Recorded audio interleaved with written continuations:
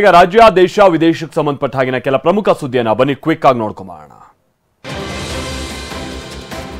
ಅಗ್ನಿವೀರ್ ಯೋಜನೆ ಬಗ್ಗೆ ವಿವಾದ ಎದ್ದಿರುವಂತಹ ಸಂದರ್ಭದಲ್ಲಿ ಕೇಂದ್ರ ಸರ್ಕಾರ ಅಗ್ನಿವೀರ್ ಯೋಜನೆ ಅಡಿಯಲ್ಲಿ ಸೇವೆ ಸಲ್ಲಿಸಿದಂತವರಿಗೆ ಗುಡ್ ನ್ಯೂಸ್ ಅನ್ನ ಕೊಟ್ಟಿದೆ. ಬಿಎಸ್ಎಫ್ ಸಿಐಎಸ್ಎಫ್ ನೇಮಕಾತಿಯಲ್ಲಿ ಅಗ್ನಿವೀರರಿಗೆ 10% ಮೀಸಲಾತಿ ನೀಡೋದಾಗಿ ಸಿಐಎಸ್ಎಫ್ ಡಿಜಿ ನೀನಾ ಸಿಂಗ್ ಹೇಳಿದ್ದಾರೆ. ಅದೇ ರೀತಿ ಆರ್ಪಿಎಫ್ ಅಂತ ಅಂದ್ರೆ ರೈಲ್ವೆ ಭದ್ರತಾ ಪಡೆಯಲ್ಲೂ ಕೂಡ ವಯಸ್ಸಿನ ಮೀಸಲಾತಿ ಸಿಗುತ್ತೆ. ಮೊದಲ ಅಗ್ನಿವೀರರ ಬ್ಯಾಚ್ಗೆ 5 ವರ್ಷ, ನಂತರ ಬ್ಯಾಚ್ಗಳಿಗೆ 3 ವರ್ಷ ವಯಸ್ಸಿನ ಮೀಸಲಾತಿ ಸಿಗುತ್ತೆ ಅಂತ ಆರ್ಪಿಎಫ್ ಡಿಜಿ ಮನೋಜ್ ಯಾದವ್ ತಿಳಿಸಿದ್ದಾರೆ. ಅಲ್ಲದೆ ಆರ್ಪಿಎಫ್ನಲ್ಲಿ ಸೇರ ಬಯಸುವಂತ ನಿವೃತ್ತ ಅಗ್ನಿವೀರರಿಗೆ ದೈಹಿಕ ಸಾಮರ್ಥ್ಯ ಪರೀಕ್ಷೆಯೂ ಕೂಡ ಇರೋದಿಲ್ಲ ಅಂತ ತಿಳಿಸಿದ್ದಾರೆ. ಜೊತೆಗೆ ಎಸ್ಎಸ್ಬಿ ಅಂತ ಅಂದ್ರೆ ಸಶಸ್ತ್ರ ಸೀಮಾ ಬಲದಲ್ಲೂ ಕೂಡ ಅಗ್ನಿವೀರರಿಗೆ ಮೀಸಲಾತಿ ಇರುತ್ತೆ ಅಂತ ಎಸ್ಎಸ್ಬಿ ಡಿಜಿ ದಲ್ಜಿತ್ ಸಿಂಗ್ ಚೌಧರಿ ತಿಳಿಸಿದ್ದಾರೆ. ಇಲ್ಲೂ ಕೂಡ ದೈಹಿಕ ಪರೀಕ್ಷೆ ಅವಶ್ಯಕತೆ ಇಲ್ಲ ಅಂತ ಚೌಧರಿ ತಿಳಿಸಿದ್ದಾರೆ. ಇತ್ತೀಚೆಗೆ ಲೋಕಸಭೆಯಲ್ಲಿ ಅಗ್ನಿವೀರ್ ಯೋಜನೆ ಬಂದ್ ಮಾಡಬೇಕು ಅಂತ, ನಿವೃತ್ತಿಯ ಬಳಿಕ ಯಾವುದೇ ಸೌಲಭ್ಯ ಸಿಗೋದಿಲ್ಲ ಅಂತ ವಿಪಕ್ಷ ನಾಯಕ ರಾಹುಲ್ ಗಾಂಧಿ ಆರೋಪಿಸಿದ್ದರು.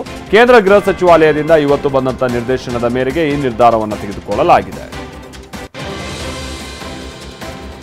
ತಮಿಳುನಾಡಿಗೆ ಕಾವೇರಿ ನೀರು ಹರಿಸುವಂತೆ ಕಾವೇರಿ ನೀರು ನಿಯಂತ್ರಣ ಸಮಿತಿ ಆದೇಶವನ್ನು ನೀಡಿದೆ. ಜುಲೈ 12ರಿಂದ ಜುಲೈ 31ರವರೆಗೆ ನಿತ್ಯ 1 ಟಿಎಂಸಿಯಷ್ಟು ನೀರನ್ನು ಹರಿಸಬೇಕು ಅನ್ನುವಂಥ ಆದೇಶವನ್ನು ಹೊರಡಿಸಿದೆ.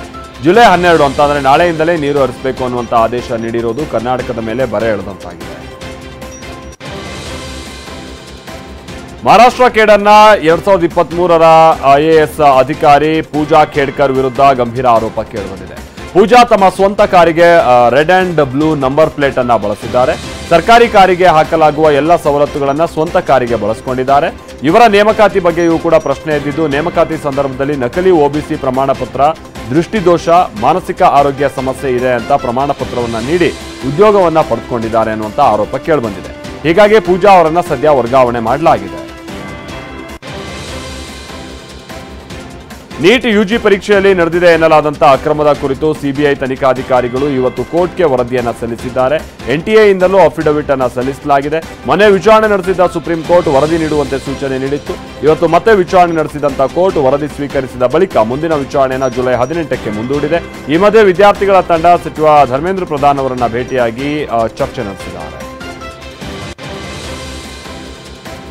ಜುಲೈ 23ನೇ ತಾರೀಕಿನಂದು ಪೂರ್ಣ ಪ್ರಮಾಣದ ಕೇಂದ್ರ ಬಜೆಟ್ ಮಂಡನೆಯಾಗುತ್ತೆ. ಈ ಹಿನ್ನೆಲೆಯಲ್ಲಿ ಇವತ್ತು ಪ್ರಧಾನಿ ನರೇಂದ್ರ ಮೋದಿ ಮಹತ್ವದ ಸಭೆ ನಡೆಸಿದ್ದಾರೆ. ಹಣಕಾಸು ಸಚಿವೆ ನಿರ್ಮಲಾ ಸೀತಾರಾಮನ್, ಹಣಕಾಸು ಸಚಿವಾಲಯದ ಅಧಿಕಾರಿಗಳು, ಆರ್ಥಿಕ ತಜ್ಞರ ಜೊತೆಗೆ ಸಮಾಲೋಚನೆ ನಡೆಸಿದ್ದಾರೆ.